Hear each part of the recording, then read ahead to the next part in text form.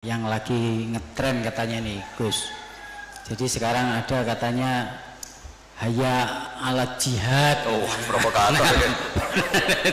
Nah ini pertanyaannya dari Mas Faris Sidoarjo. Bagaimana kriteria batasan sehingga dikatakan pemberontak pada pemerintah yang sah atau buhot? Dan kemudian bagaimana menyikapi kejadian yang lagi ngetren viral tentang adzan ajakan jihad? Apakah itu ada tuntutan dari Nabi atau tidak, atau termasuk bid'ah? Oh.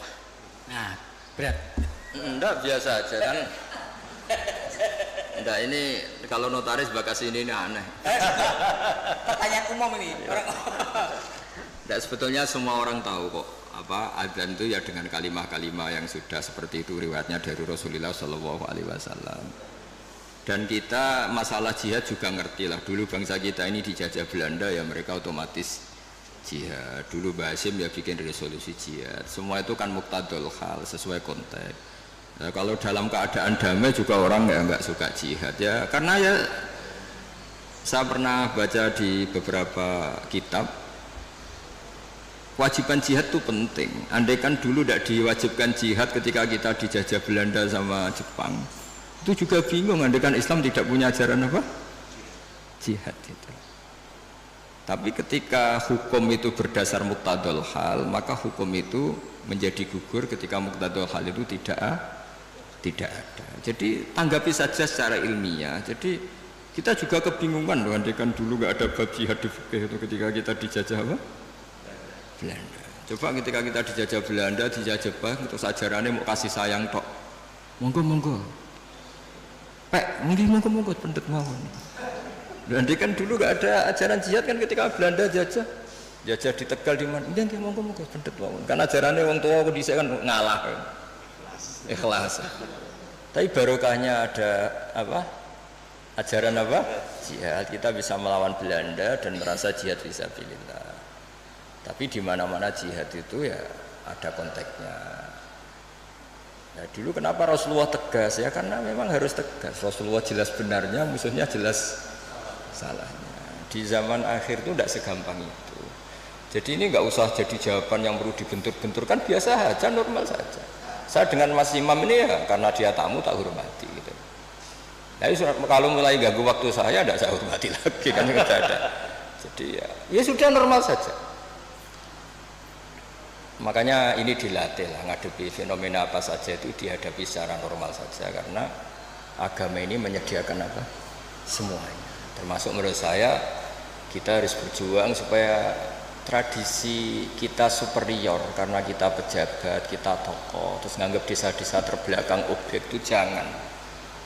Kayak ya tadi, kayak kita anggap desa-desa terbelakang ini jadikan wisata karena udaranya masih segar gini-gini. Oke, kalau itu awal dari kita kenal orang-orang desa nggak apa-apa. Tapi kalau awal menjadikan itu objek, wah enak beli tanah di sini murah itu.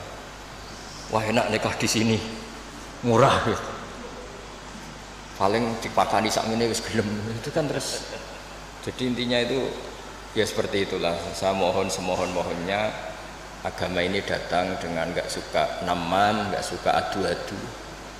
Jadi yang tukang adu-adu ya harus tobat, itu ancamannya berat. Termasuk adu-adu itu yang menyampaikan kalam ini, omongan ini untuk benturkan ini, sudahlah. Kamu bayangkan ketemu Allah itu berani tanggung jawab apa enggak? Kita semua maksudnya. Sehingga jangan pula yang suka Islam rahmatan alamin terus nggak ngomong bab jihad aja, jangan juga. Dulu kita tidak bisa bayangkan ketika ada Belanda, ada Jepang, andekan orang Islam nggak disangoni kewajiban apa? Tapi semua itu ya ada muqtadul halnya, ada konteksnya, terus ada ya ini normal saja. Jadi sebetulnya nggak perlu dijawab karena ini urusan notaris, tapi ini hukum normal buat tidak ada. Jadi kalau yang menentang saya tentang semua kitab yang ada di fikih itu memang ya jawabannya seperti itu. Yang jelas itu ya sudah ya.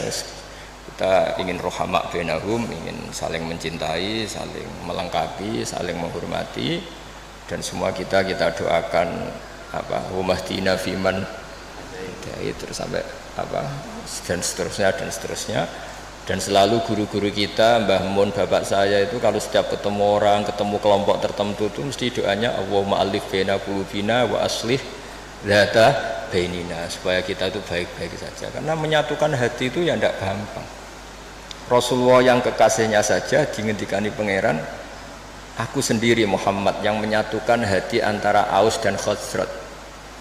Lau anfaqta ma fil ardi jami'an ma allafta baina qulubihim walakinnallaha allafa bainahum. Jadi kalau ingin Indonesia damai, semua wali maupun tidak wali, apalagi yang jabat ini harus berdoa. Yang bisa mendamaikan itu hanya kersane Allah. Kita tidak bisa. Bupati, wakil bupati, roto-roto ya seangkatan, bariku ya tarung. Itu sudah sunnatullah.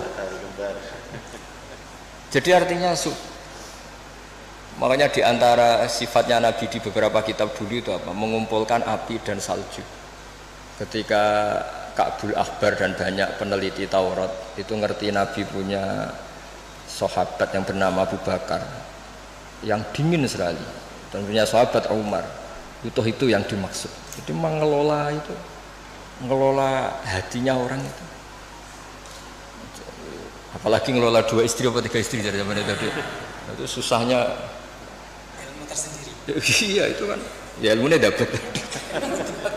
Jadi saya mohon sekali lah bahwa kita harus sering berdoa tuh, Allahumma alif baina qulubina wa aslih dzata bainina. Dan kita disatukan oleh Indonesia. Semuanya anak bangsa harus kita hormati. Kita harus ingin Indonesia ini baik, lebih baik, karena PR kita ini banyak sekali. Jangan dihabiskan untuk hal-hal yang ya, jadi saya mohon sekali. Jadi ya sudah seperti itulah, nggak usah ini bukan jawaban saya, jawaban nurani seluruh bangsa Indonesia, seluruh bangsa dunia.